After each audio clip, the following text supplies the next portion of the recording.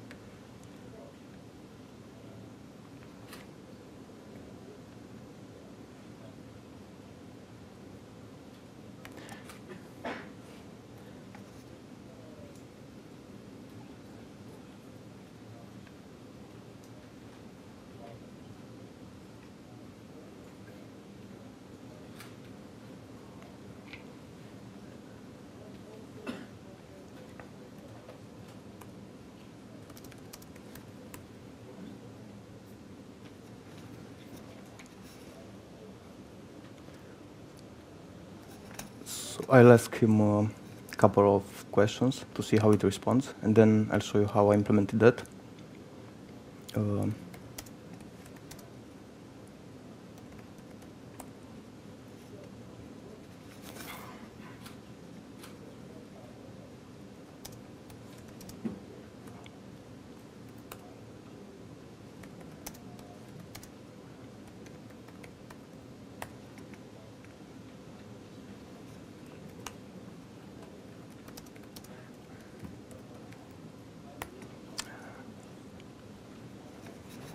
This looks a bit ugly. I could fix it, but not now. Yeah.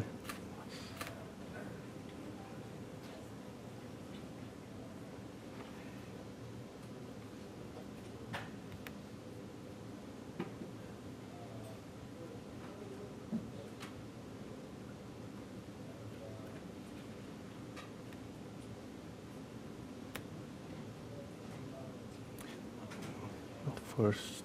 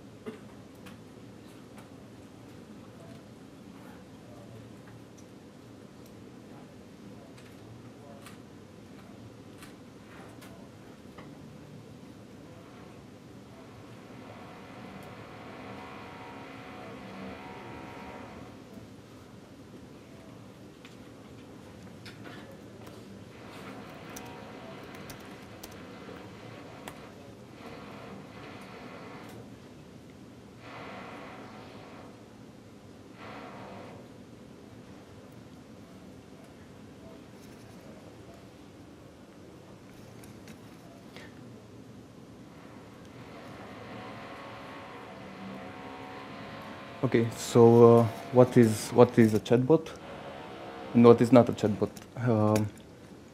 What is not? It's not AI. So it's not something mesmerizing that you may think it's, I don't know, very smart and almost able to take over the world. It's just another type of interface. You can say it's a simple text-based interface, but depending on the channel you use it, you can also have buttons, lists, thumbnails, images, and stuff like that. You can integrate it with channels like Facebook, Slack, Skype, Telegram, web interfaces, and others. So why this kind of interface and not the classic ones?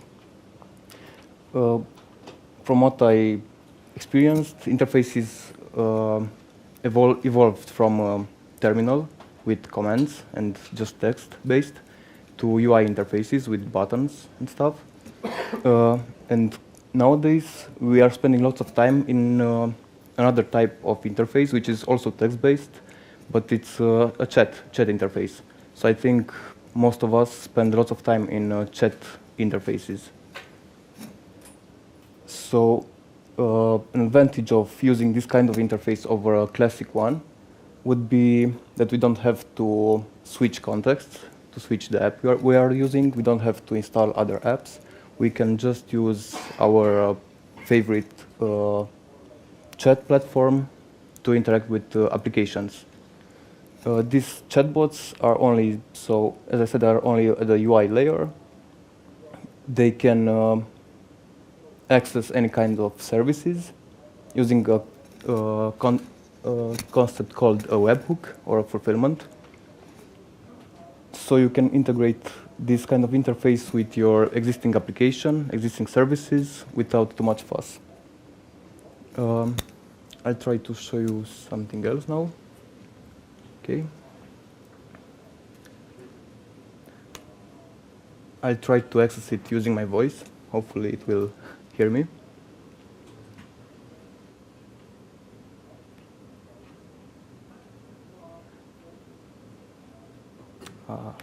Sorry, wasn't ready for that. What is the weather in Cluj?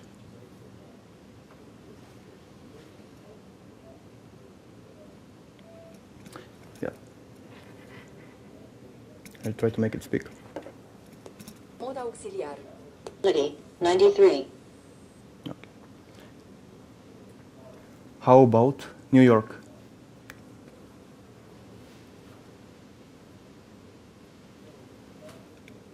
Weather in New York, light rain. Temperature, 7.53 degrees Celsius. Humidity, 87. Okay. Now I will start a sensor, a temperature and humidity sensor, which will send its data to a Mqtt broker. And I will have that temperature in my bot application.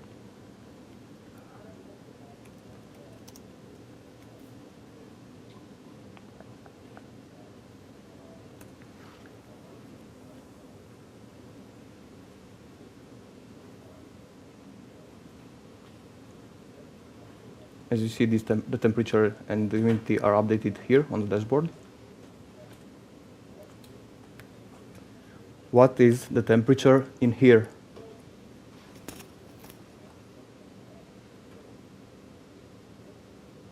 Temperature here is 23.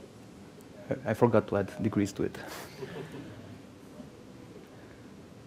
Okay, I could ask how about humidity, but didn't train it for this to know how about. Maybe you saw that when I asked about the weather in Cluj, I could continue that intent with asking how about another city. So it kind of reminds context.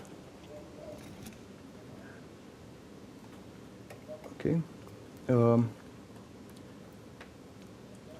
I will start to talk about the dialog flow, which is how I design my dialogue for my bot. But first, I want to specify some other chatbot frameworks you could use to implement your bots. So I'm using Dialogflow. I think it's from Google. It was previously called API.ai. Other options would be Microsoft Bot Framework and LUIS, together with LUIS, which is a natural language processor.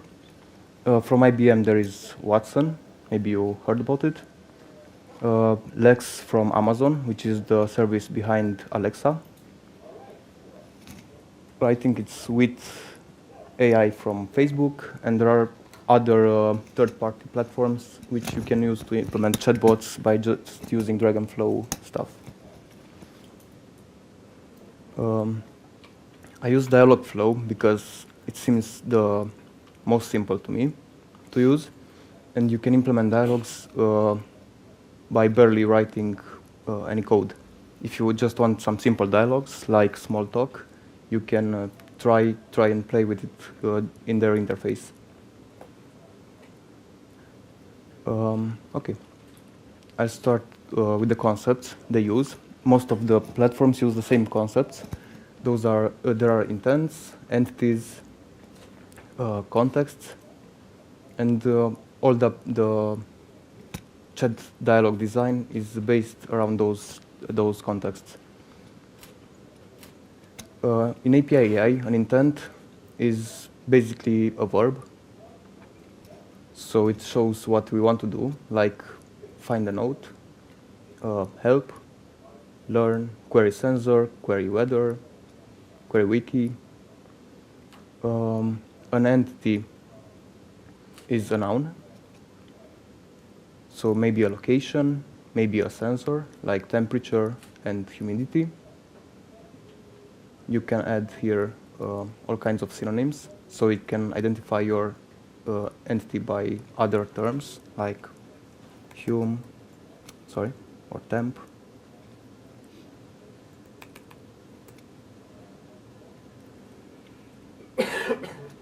And after you save it, it starts to train.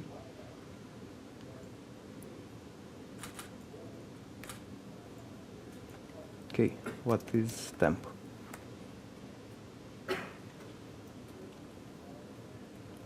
What is temp here?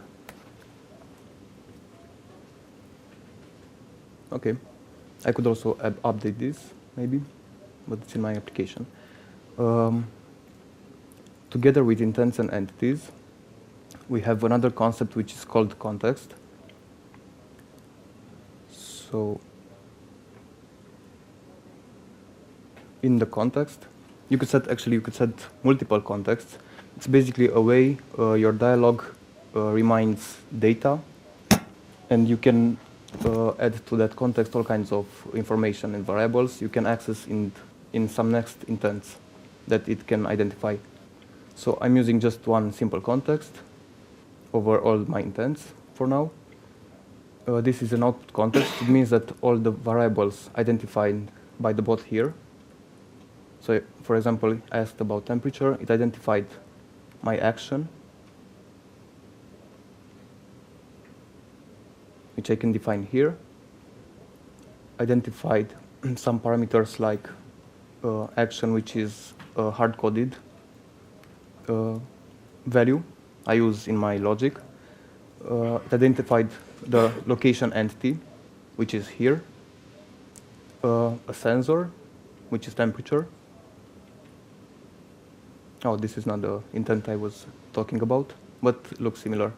So here I have defined my entities, and I can map them to utterances, which I add here. So utterances are mostly sentences I trained the bot with, so it can understand my intents. And in those utterances, I can identify, the bot can identify my entities, which can be custom or predefined. So, for example, if I say weather in Boston, it's identified as a predefined entity, which is GeoCity.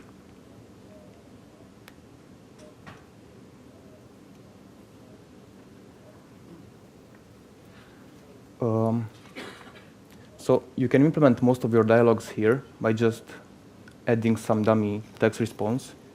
Here also you can test that it identified your entities by writing something like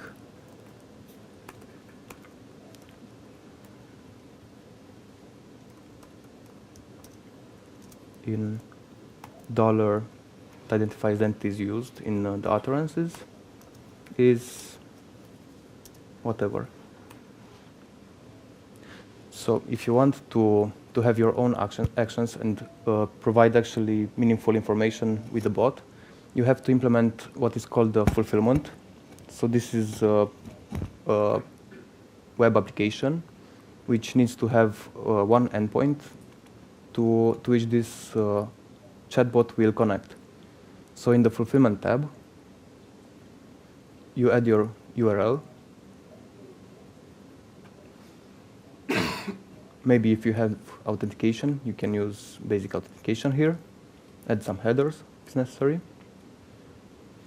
And I implemented this fulfillment using Node.js. It's a very basic application.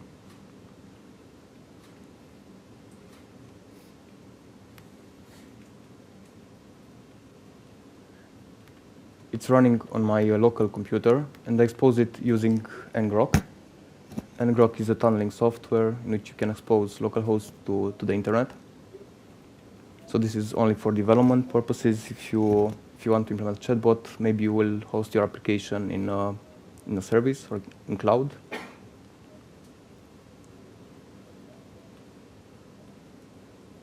I will show you how my index looks.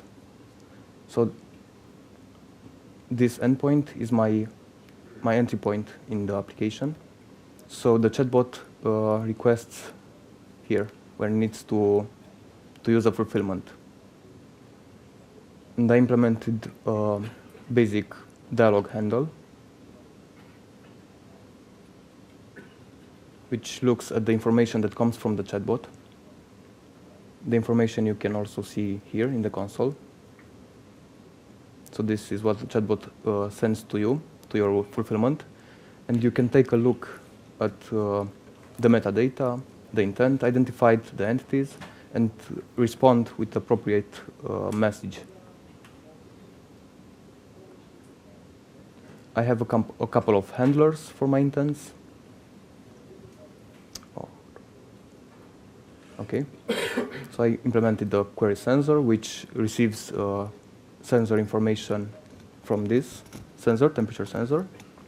It's a query wiki, so it's just a simple JavaScript which queries Wikipedia for answers. That's how it knows what is and who is and stuff like that.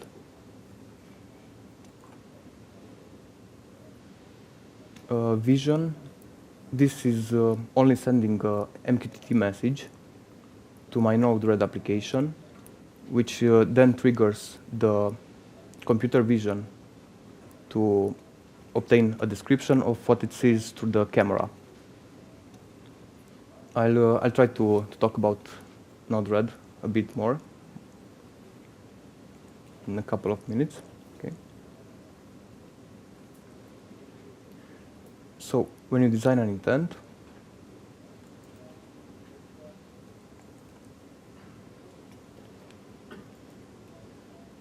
you start here on the intents. Maybe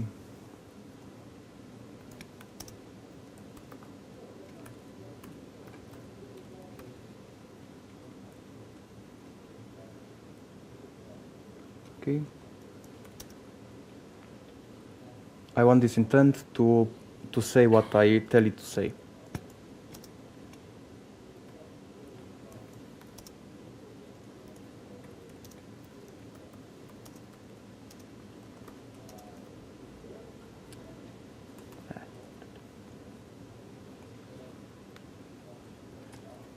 It doesn't know what is this. I'm hungry, so I can mark it as an entity, which would be just anything. Okay.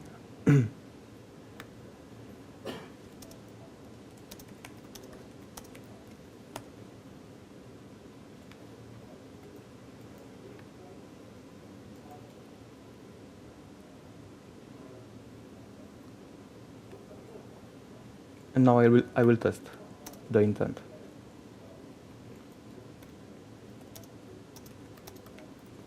With something else, not what I write here in the utterances, and hope it still knows what I want to say.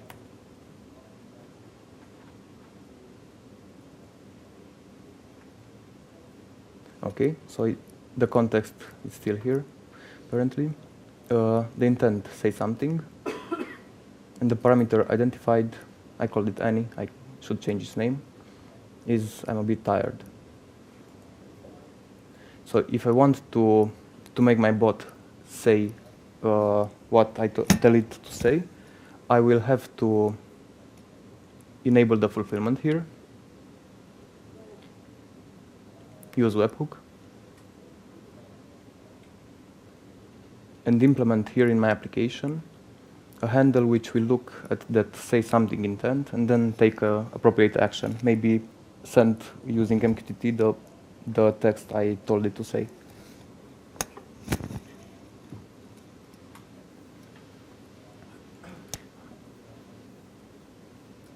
You have all kinds of integrations here in the API. You can enable your chatbot on all kinds of platforms. You can see here. I will show you how you can do that. You have lots of SDKs you can use.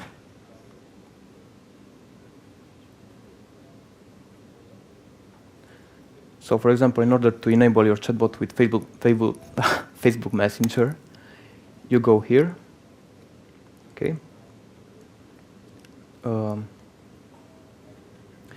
You have some information there which you need to exchange with the Facebook page you have to create. So for Facebook Messenger, you need to create a page on the Facebook Developers Portal, create a Messenger application, then enable a webhook there. I can show you.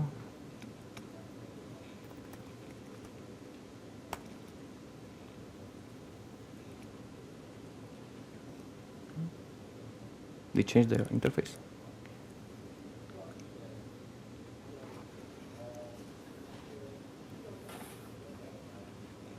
So you create a new application, you go to Add Product. You will select Messenger, which is not here because it's already enabled for this.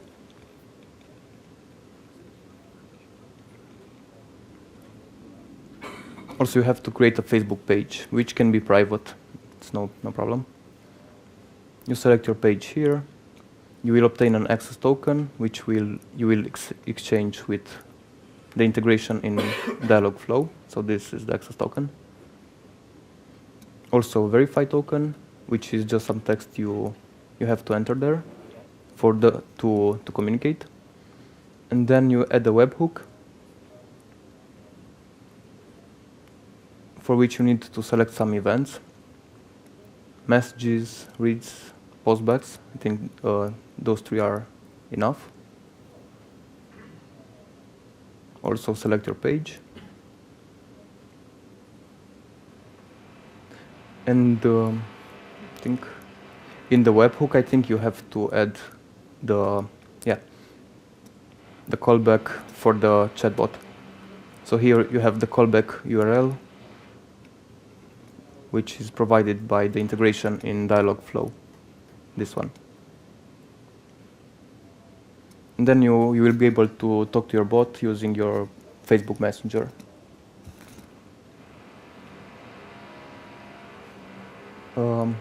You have analytics, where you can see all kinds of information about your chat. So the intents you used, what it identified, the response time. You have the training section, where you can see all the chats that happened with the bot. So you can go on something like this and help it identify what it didn't identified. So if I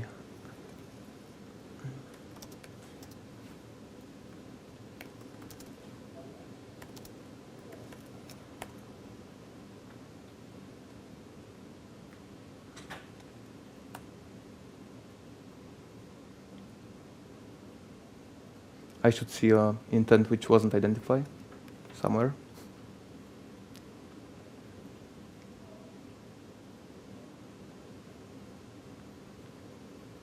Yeah. It identified clues. Let's say this is another entity I defined. So you can assign it here. I think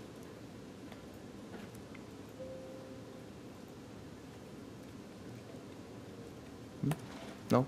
No. Okay.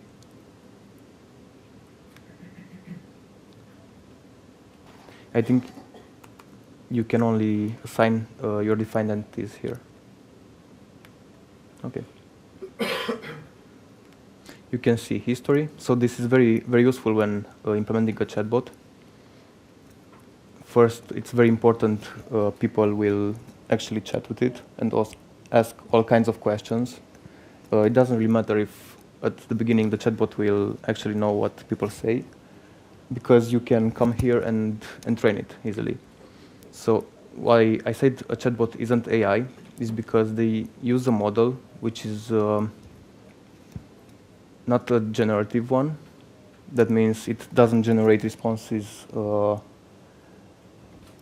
by using some complex AI algorithms. It just looks in maybe in a dictionary or database or stuff like that, but also using some complex algorithms I'm not sure about.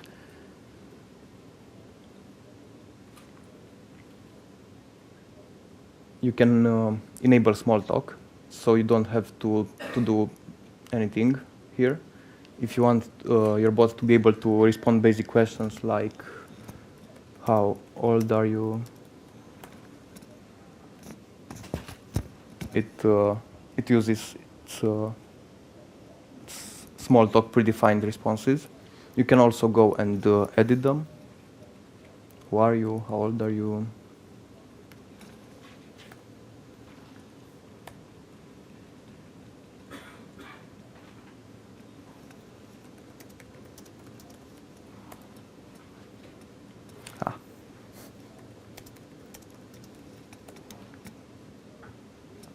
Okay.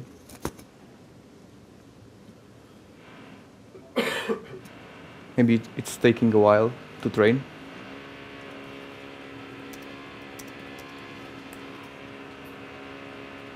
Okay, and now I responded with my answer.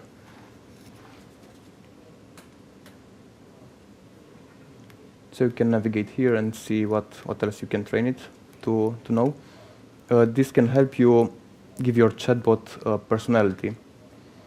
That's another important part for it, because it may get annoying to just get some robotic and cold answers. Would be more interesting to actually feel that behind the application there is an intelligence, even if it's not.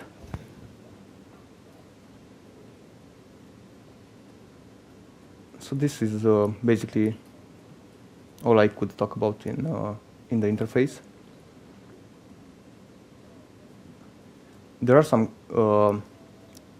things you will learn if you play with it, like how to send data between different queries, like query weather.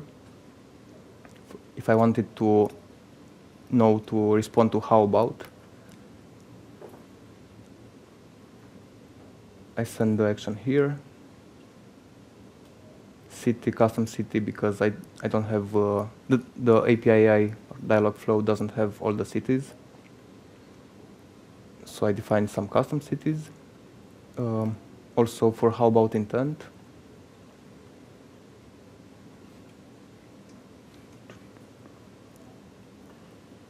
Where are you? Can find it now. Yeah, I think it's question follow-up. Okay, so I add here a couple of utterances. So it doesn't have to know necessarily that it's in the context of asking about weather or asking a wiki. I define the action being the action parameter that comes with the context. So if I ask for weather, the context will set its action parameter to query weather. And then I will have this action here in the parameters, which will be sent to my fulfillment. So my fulfillment will have the data necessary it needs to identify what response to generate.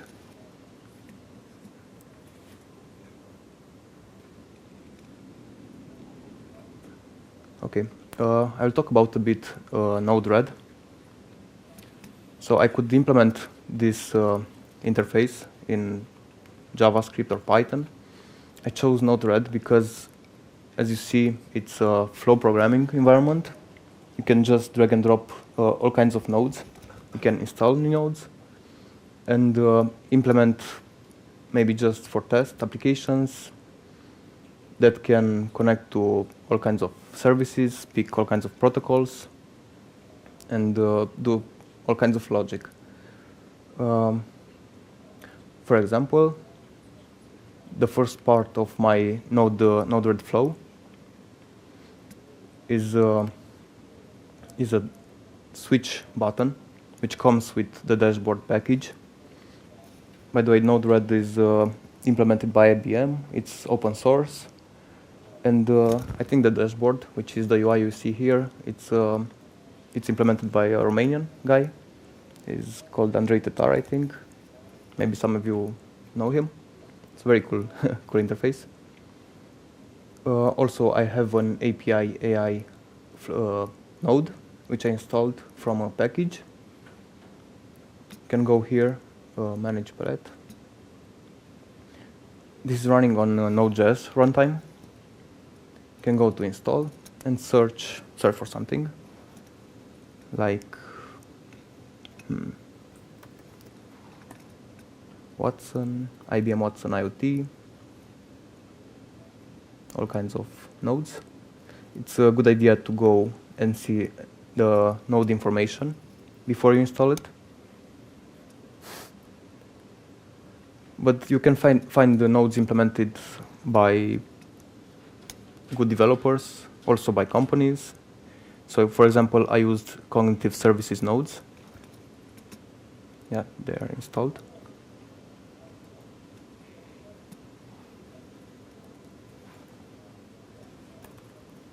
These are nodes which help you connect to Microsoft services, like computer vision, emotion, face API, speech to text, text to speech, Bing.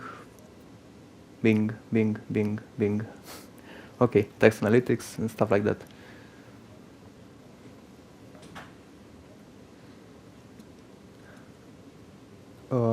How I take images from the camera. It's an application. It's written in C, I think. It's called MJPEG Streamer. Basically, it connects to the webcam. Just a sec.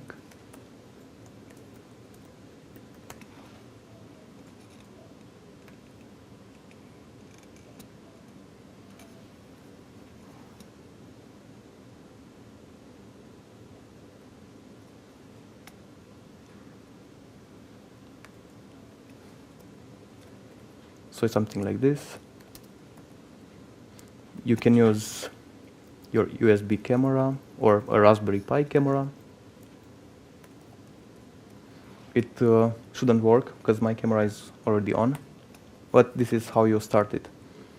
So this command, you can take it and use it in your Node-RED flows.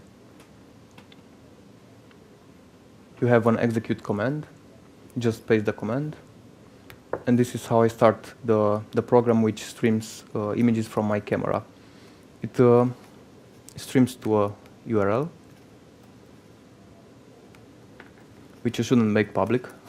If you want to see your images from your camera on the internet, outside your house, it's a better idea to take another approach than just make this public.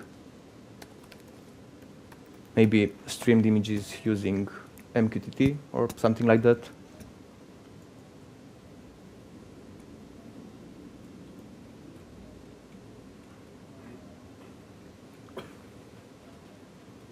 Okay.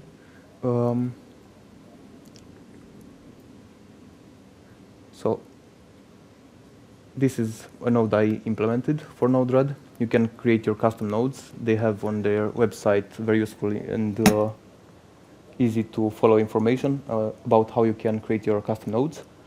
If you know JavaScript and just a bit of Node.js, you can implement a custom node by just writing an HTML and JavaScript file and the package.json file, and then import them in your Node-RED to use them as a simple node in your flow. This uses a node package, which is called MJPEG consumer. It just subscribes to the stream, which the MJPEG streamer is creating, and then my node takes the frames and outputs them on a predefined interval I set here. It gets as an input start or stop, so I don't want to send all the time images to computer vision. Only when I trigger using Mqtt, I trigger the vision message. The API node also does some basic stuff. It just gets some JSON on its input, and it uses the API protocol to query the service. If you want to implement your own application, chat application, you can take a look at how they call their service using the SDKs. You can find SDK for Node.js, Python, Ruby, all kinds of open source languages. Free.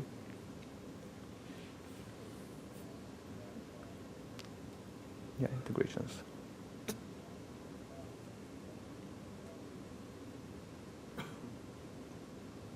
Node, Cordova, Unity.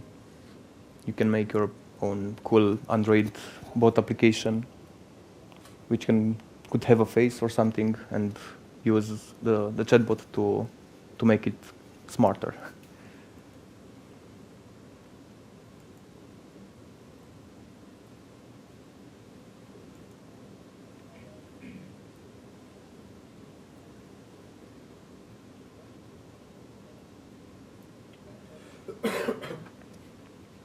Okay, I will talk a bit about Mqtt. Who heard about Mqtt? Okay, who used or uses Mqtt? Okay, cool. So Mqtt is a protocol. They call it machine-to-machine protocol. It's very lightweight. It can be secure. I think Facebook Messenger also uses Mqtt in their messenger platform. Not sure if I understood well, but I think so. Basically, it's a publish-subscribe protocol. You have one-to-many messages. So you have in the middle, you have a broker to which clients can send messages and also subscribe to messages using topics. And you can form topics using a slash-based chain of words. So, for example, this is a topic I'm using. It's vision. I could say slash something else. And also you can use some wildcards.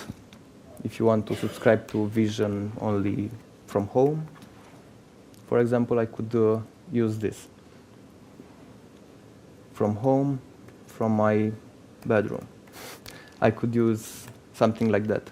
And from my bedroom, I could publish some images using Mqtt on this topic. You can use, I think, hashtag to subscribe to all the other topics that could come in chain after that. There's also the concept of quality of service. It's 0, 1, 2. I'm not sure if I remember well. I think 0 is once. So the message, if the message is sent and no one receives it, I think after a while you can lose it. Maybe at least once, I think. The message could come multiple times, but if you use Mqtt for payment processing, for example, you will want to use, I think, quality of service 2, which is, I think, at most once. You don't want to send the same message again. There are some open source brokers you can install on a Raspberry Pi, for example. It's called Mqtt. I'm running a broker in a Linux VM in Azure using Mqtt. You can find all kinds of information about how you would make this secure. So you can use SSL. Also, you can define a username and password. So you can make it pretty much secure.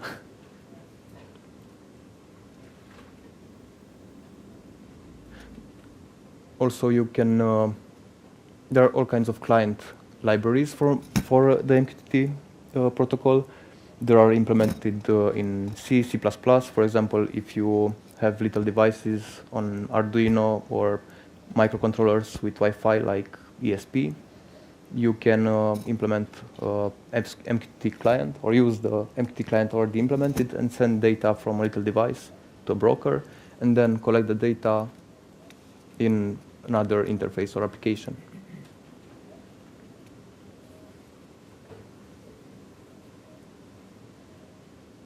I'm not sure how much time do I have left until 45. Okay.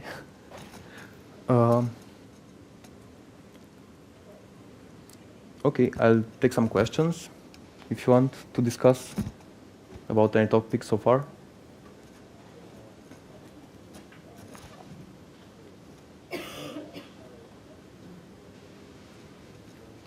Anything that comes to mind?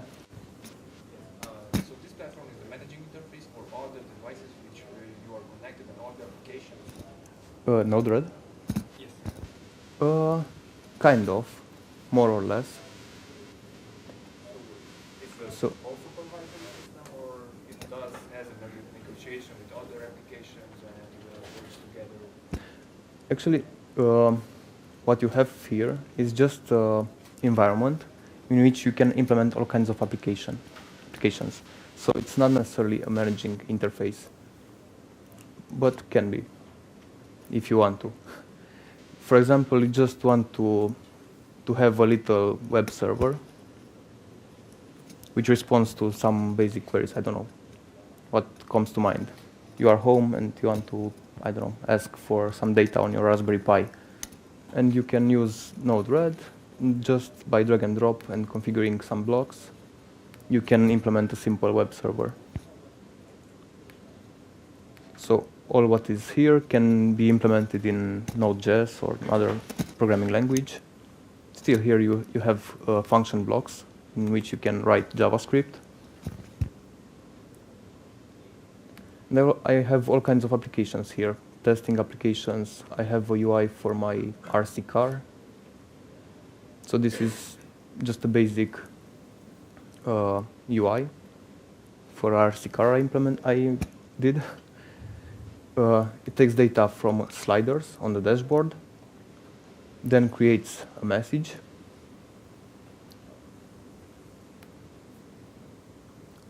Topic defined on the sliders, for example, direction or speed or stop. The value is the payload that comes with the value on the slider. And I pass this message on to the other block, which is a WebSocket server. Or actually, this is a client, I think. And on my RC car, I have a ESP, which is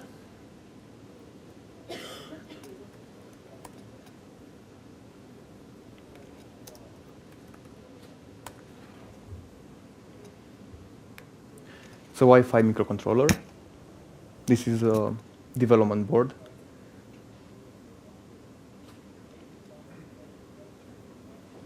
I implemented a WebSocket server on this, and it responds. It gets the values from my controller, and then takes action like controlling the motors with a certain speed or taking turns. This is just an ugly interface,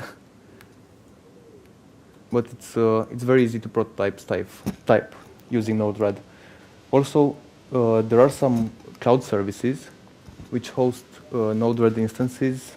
They are paid, I think, but you can implement real-life applications using those. I think it's Fred one.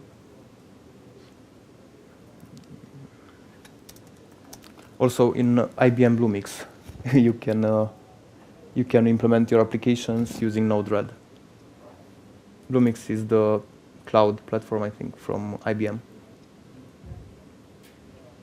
These guys, I think, can create multiple Node-RED instances for a user. They make it secure, I guess. They take care of stuff you wouldn't want to take care if you're just an application developer. And then IBM Bluemix, they also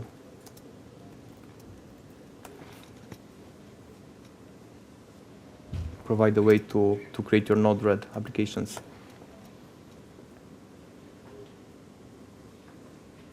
But yes, you could implement all things manager from here if you want to. There are some other options. On Raspberry Pi, you could use Home Assistant, for example. It's written in Python. It's another application which you can use to integrate all kinds of services and devices.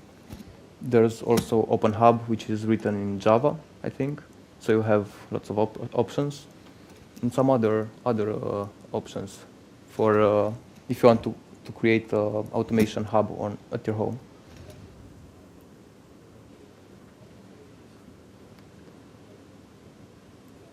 For example, this bot is playing music at home.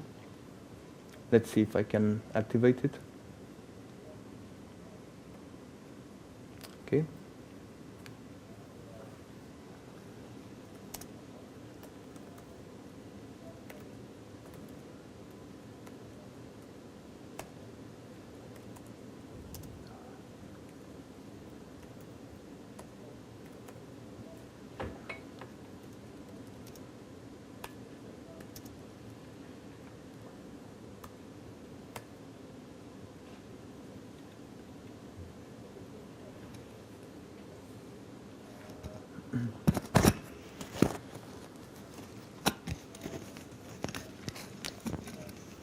This is following. Yeah.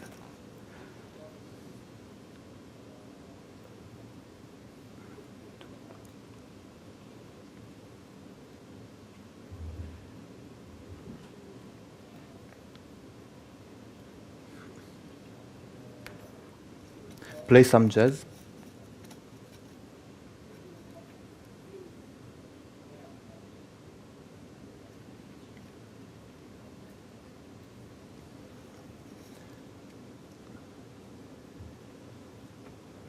I may have disconnected it.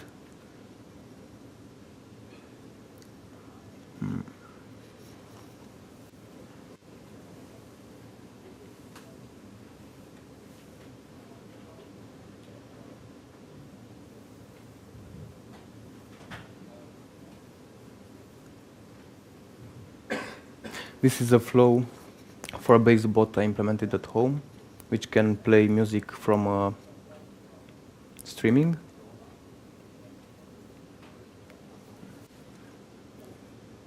I actually have to start 2 services for this to work.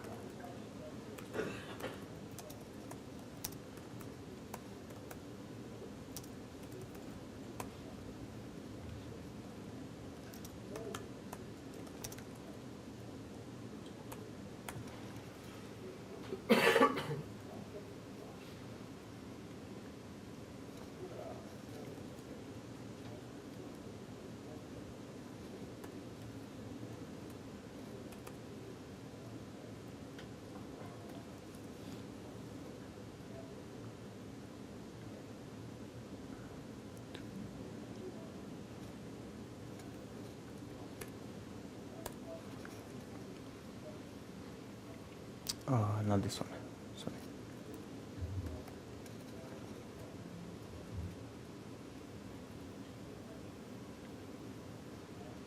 Okay, so this is the interface I created for my internet radio.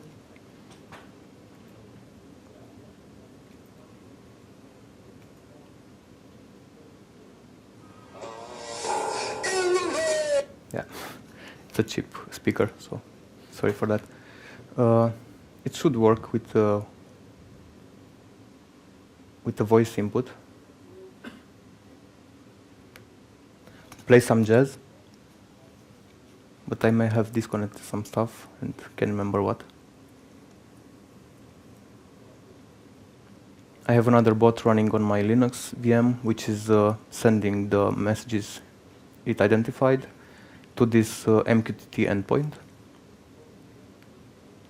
And in my Node-RED flow, I implemented some logic here, which is looking at the... So this is basically what I did in my other Node.js application. but just for testing and prototyping, so it can get a bit messy. This is a function block. This function can have multiple outputs, and in order to enable an output, you have to send some data on it. For example, if I return an array of null, it won't enable any output. If I replace null with a message, any kind of JavaScript object, it will enable that output and pass the object.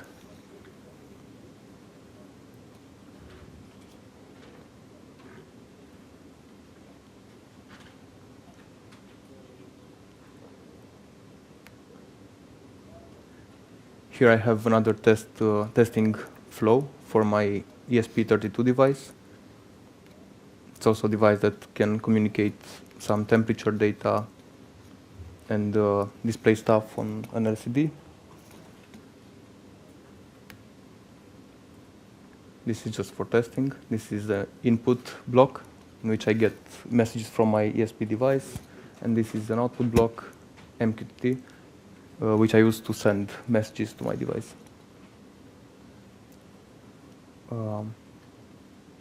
This interface can get pretty messy if you don't name your flows good or don't separate your flows when it's necessary. So you can also implement some subflows, which then you can use in other flows. You can do refactoring in Node-RED too.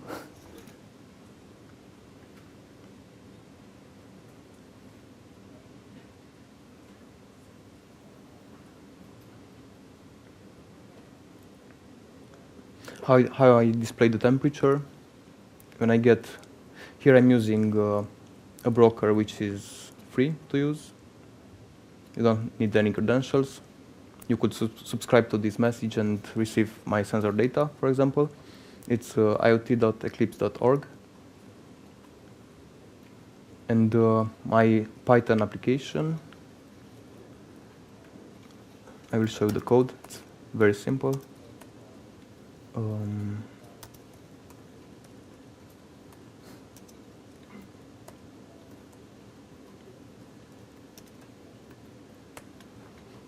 So this application, it's using Mqtt client written for Python. It creates the client, subscribes. I think I have some private information lower, so I won't scroll. But basically, you can find lots of tutorials on how to use Python with Mqtt. I will also have a GitHub public with this bot application. So I think maybe in a couple of days or so, I will show you my GitHub account to look for it when it's public. I will try to provide you anything you need to create a chatbot and have some basic scenarios like play music, ask the temperature, query the wiki, and stuff like that. You can import any chatbot in this interface.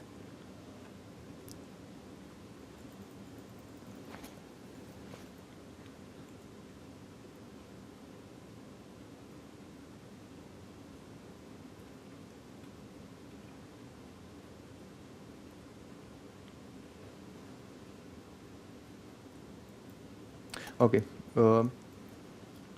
You can go ahead and make a Dialogflow account. I think if you have a Google account, you just need to sign with that. Here are my keys.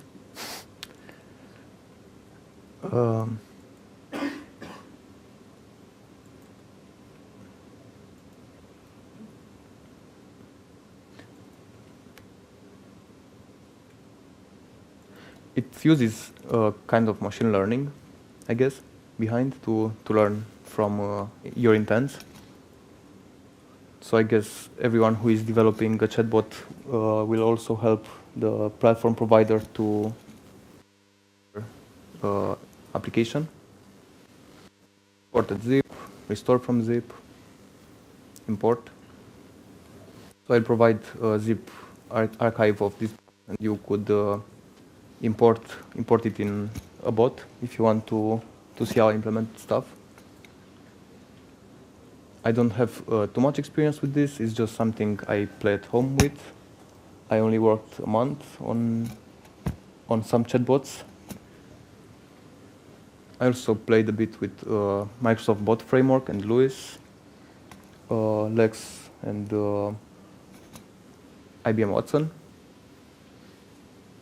I could talk about a bit the differences between them. So let's say if you choose Microsoft, it's more appropriate for programmers. If you prefer to write code instead of using a user interface like this, you implement your dialog flows using somehow a waterflow approach. It's pretty easy to understand and use, but what that does is just implementing your dialog flows. When you start implementing using the bot framework from Microsoft, you could identify only maybe keywords or stuff like that, so it's very, very dummy. But if you want to make it smarter, you will use Lewis, for example, but also can integrate with some other NLP like API AI. You can use the bot framework from Microsoft only for your dialog flows, and then use API AI or Lewis for natural language processing. In Watson, you also have a more complex UI. So it's something similar to API, but it's more complex in terms of what you can do. You could get lost in that if it grows too much, but worth to try. In Amazon Lex, it works with lambdas, I think, yeah. But they provide similar interfaces and similar concepts.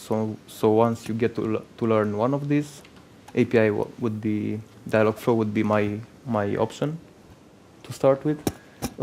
Once you work with this, it's very easy to work with something else too.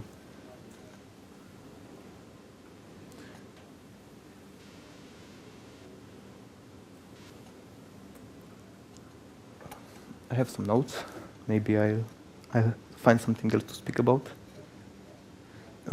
Meanwhile, if you have any questions or curiosities.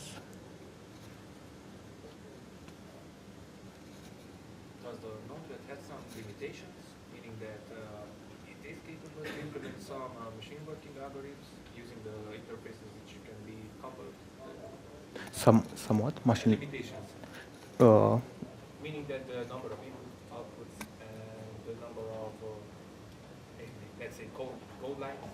Okay, I didn't reach its limits. It's running on Node.js. It's I think single-threaded. That's what they say with Node.js. I guess it has its limitations, but for what I used it until now, I didn't see any spot which will block it. It's not intended to do hardcore processing, so it's just a flow of information. It's good for that, to just connect services together and pass information from one to another. But if you want to do processing, you will use another environment, not Node-RED. But you could call another service or a local running application, which will do some processing and then respond to Node-RED.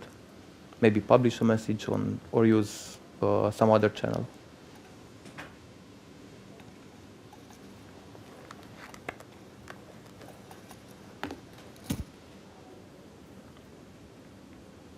Actually, let's chat with the bot a bit more.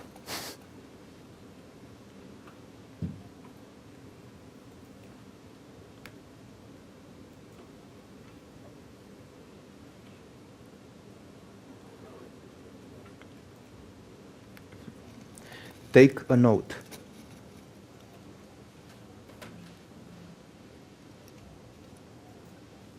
What topic? Workshop.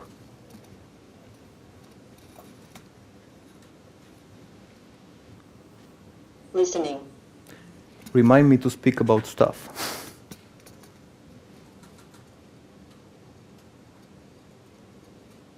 Dummy note. Find notes.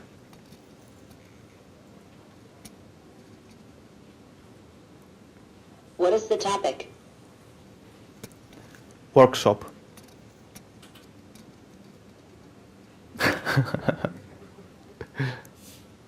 Dummy note. Workshop.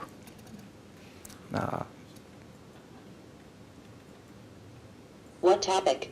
no. Cancel.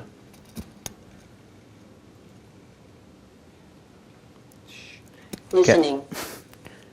Forget about it.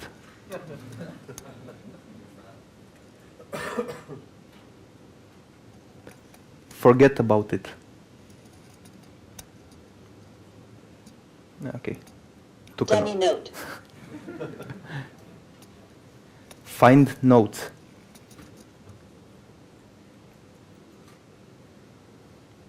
What is the topic?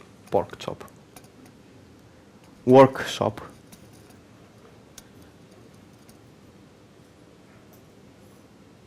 Okay. Decide on flow. I have some notes which are saved in a JSON file. Forgot to delete those. Next.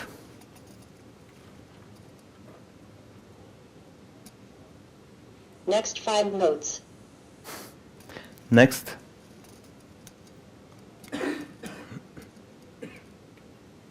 Take a note about workshop. Previous.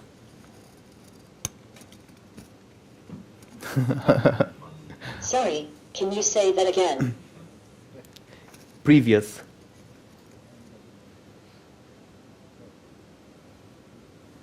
Next 5 notes. Previous.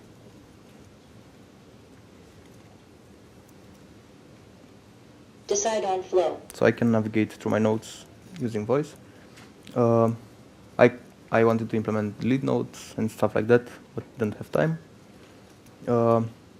Also, oh yeah, there is the notion of event with a dialog flow. So that's what you need to use if you want your bot to be the first one to speak. If you don't want to interact with it, but just wait for it to notice you about something, you will use what's called an event. Didn't play with it too much yet, but will trigger an intent from an external application. For example, in my flow, I could implement a logic which will say, for example, if the temperature is above a certain amount, we'll trigger an event and the bot will start to speak something very hot in here or stuff like that. But I guess the best approach with chatbots will to use as little notifications as possible, so the user won't block it from its messenger channel.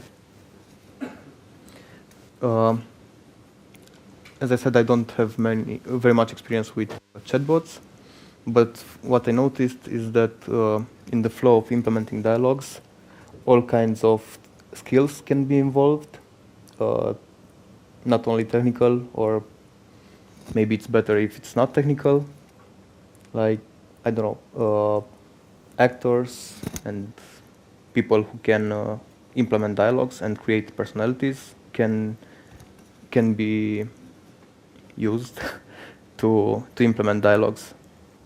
So you can give your bot a personality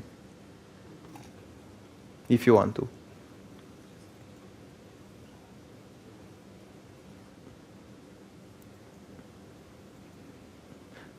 So what do you think about chatbots? Do you use chatbots in your daily life? Okay. Will you try to use chatbots after this presentation? I think there are plenty of chatbots you can find on the internet. From chatbots, I think also Banca Transilvania has a chatbot. Didn't use it, but I saw it. There are chatbots which can find you flights, stuff like that. So sometimes I think the interface from Wiz or Booking or stuff like that can get annoying with too much information for you. If you just want to find a flight or a place to stay based maybe on your previous options. You could use a simple text interface on your Facebook or Telegram or any chat, and just ask the chatbot to find you a place to stay. And maybe would work faster than you just searching a very complex interface with lots of buttons and drop downs and filters and stuff like that. You could apply a filter just by using a more complex sentence which it could understand and take the filters from it.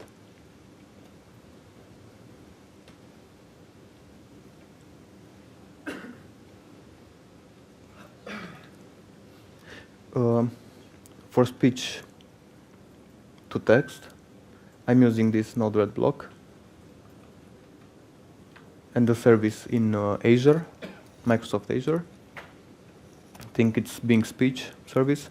You can have a free account for a month. You get $200, I think, in Azure. I have a 3-year account with BizSpark. You have I think we have 5 accounts with $150 or something to spend on Azure resources. It's very cool and you can obtain it very easy, I think.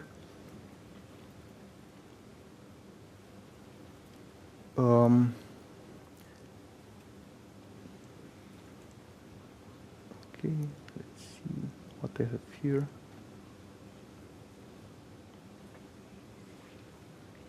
Text-to-speech is also using Azure, but I used a custom application. So I only use here an execute block, which will execute a command on my local Raspberry Pi. I give it the path there. It's just a Node script, Node.js script, which will receive the payload identified by the response from API AI as text, and will use text-to-speech also from Microsoft in Azure to translate it into what the bot says on the speaker. I think I use the script Microsoft provides as an example of using their services and just modified it to receive input arguments because they only had the dummy text to send or something like that.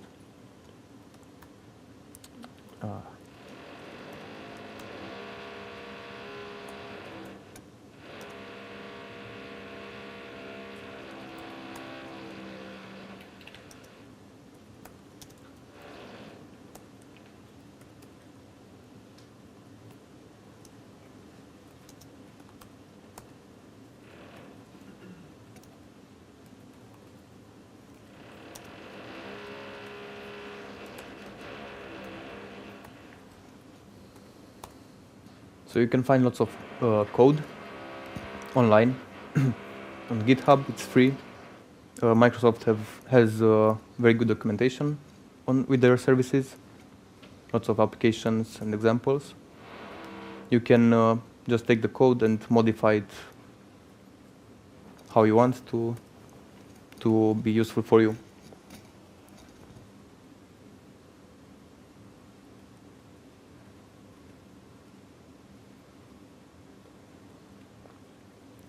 Okay, I was speaking about the sensor. As I said, I send some data using MQTT from my sensor, and this is the dashboard I display. I have a function which splits the message, which contains temperature and humidity information. So I split it into 2 messages. One I send with the first output and one with the second output. So in my first output, I send the temperature information to a gauge, and with the second output, my humidity information also using a gauge. You can configure this to look different. This I configure to be level, to show the humidity. Units, percent, I think, also range. These are my nodes. Node-RED comes with lots of pre-installed nodes. For communication, you have HTTP, WebSockets, TCP, Mqtt by default. You have all kinds of parsers for JSON, CSV, HTML, XML, YAML, random function, email. Also, there is a if this then that block you can use if you have an if this then that account. You can implement there some applets, and in your Node-RED at home you can send data and trigger all kinds of actions.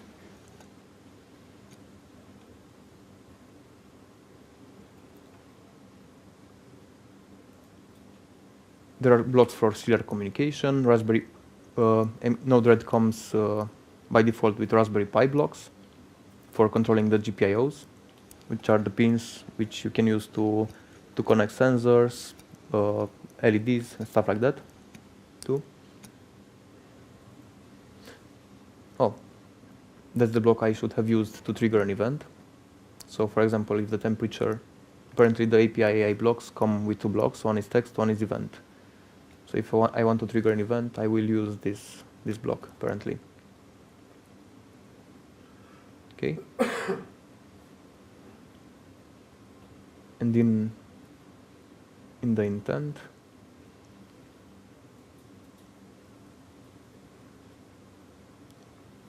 I could go here to this intent. What do you see? Event IC. So here you define your events, which are a mean to trigger the bot to talk to your user. About the architecture of these kinds of applications or the messaging. So from the interface, from the Facebook interface, for example, you can get information about your user, like its email account. So you can use that to map the user with a unique session. The bot receives a session ID. So, for example, if I test it here, the session ID is agent. If in my Node-RED, I use the session ID Pi3, I think from Raspberry Pi 3. If I will use the session ID agent, I will see the responses from this interface into my application. So it responds based on that session ID. It's a way to identify its current user and context. But it's very useful. You have here the JSON. So you can see what kind of data it uses to talk to your application.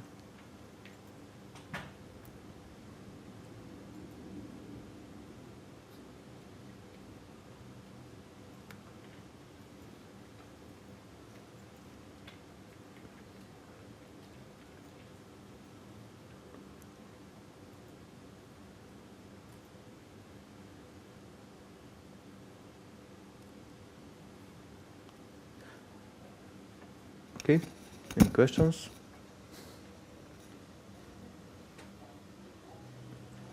Kind of lost my ideas, not sure what to talk about anymore, so. At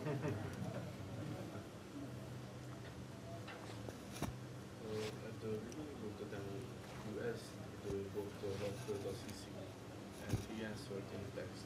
And how did you do that? Okay, yeah. So as I said, I'm sending MJPEG motion images from my camera, and I have a node I implemented. It's called MJPEG consumer. You can find it in npm. So when I ask it what does it see, it goes to my fulfillment, which calls this vision function, and this is only sending a Mqtt message, an empty message, to the vision topic. Okay. In Node-RED, I subscribe to the vision topic. this is a trigger block, which sends a start message. You can configure what you want to send. Sends a start, waits 3 seconds, and a stop. What this mJPEG consumer block does, when it gets a start, it starts to listen for the images from the stream, and I set it a flag on it. If I send start, the flag is true, and it sends the images on the output as buffers. If I send a stop, it stops sending the images as buffers on the output. So this is sending a buffer output, which is the frame. And this is a computer vision block. I installed it using the manager palette. I think it's from Microsoft. And computer vision block connects to the computer vision API in Azure. So did you hear about cognitive services in Azure? Okay. So you can use computer vision, face recognition, face identification, speech recognition, stuff like that, all kinds of stuff, using cloud services. So there are services you can pay for. Actually, you can also use for free, but are limited, and they do the hard work for you. You don't have to implement, complex open CV applications and stuff like that. You just have to call HTTP endpoints, and you obtain meaningful information from an image. For example, you can train it to recognize faces. So you create a group of people, then add people to that list by name or email or stuff like that, and then they have an SDK for that. So you have to implement a small application for that. You just send images which are correlated to a name or ID of a person, and after that you call another endpoint which is trained based on those images and responds with what person it identified. But computer vision is a block I used here. It just it sends you a description of what it sees in an image. So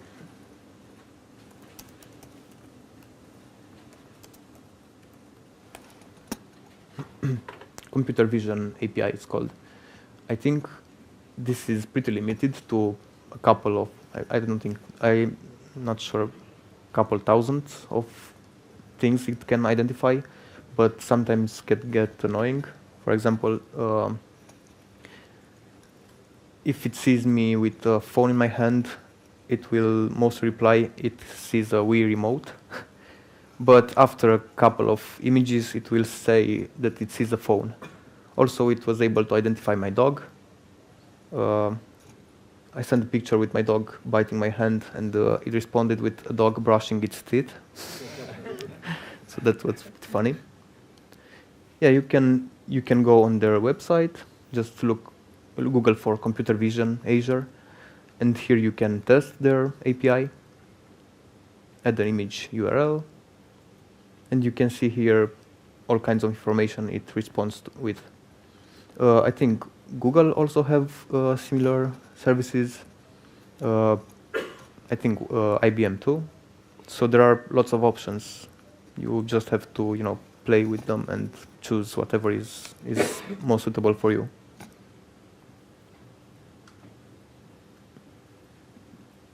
They also have machine learning stuff in Azure. Lots of cool services you can use with your applications. And I think you can get a free account for 1 month to test their services. It's plenty, $2,200. It's plenty for what you need to just for test. They have computer vision API, emotion API, so it could really tell if I was frowning or smiling or stuff like that. Face API is used to identify persons.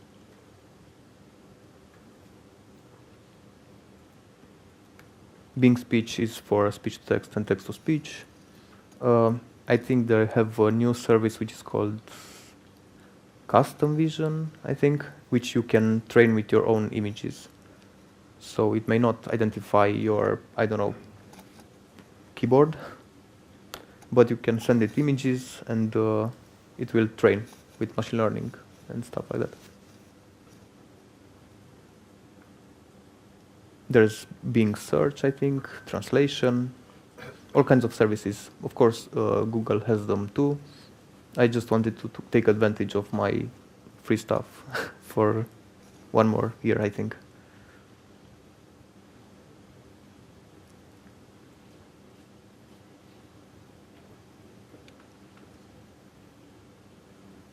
Okay. Any other questions?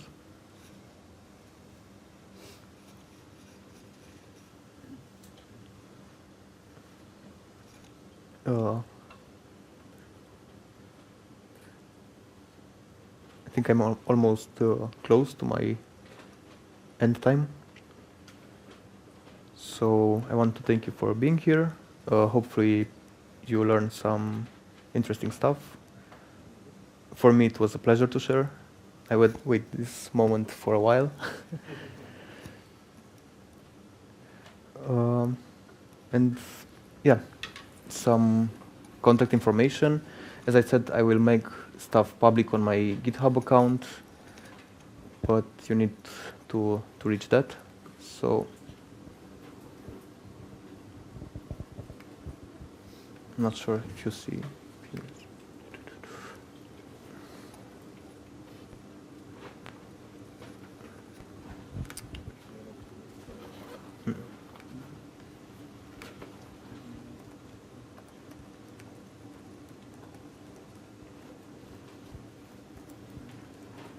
This is the email I use with some accounts. I can give my personal account if you want to. I get tons of emails there.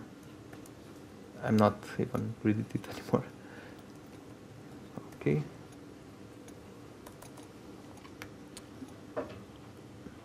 I started a blog, but I don't have too much content yet. So I wanted to put some tutorials there. Maybe I will, maybe I won't, not sure, but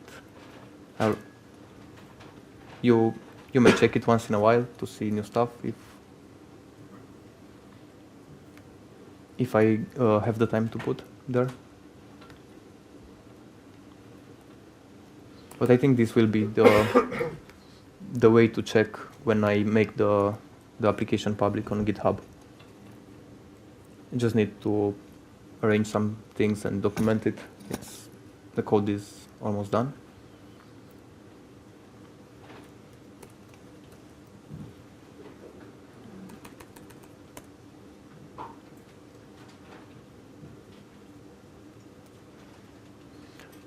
Most of my repositories are undocumented, so it's just code I want to save. I wanted to save somewhere.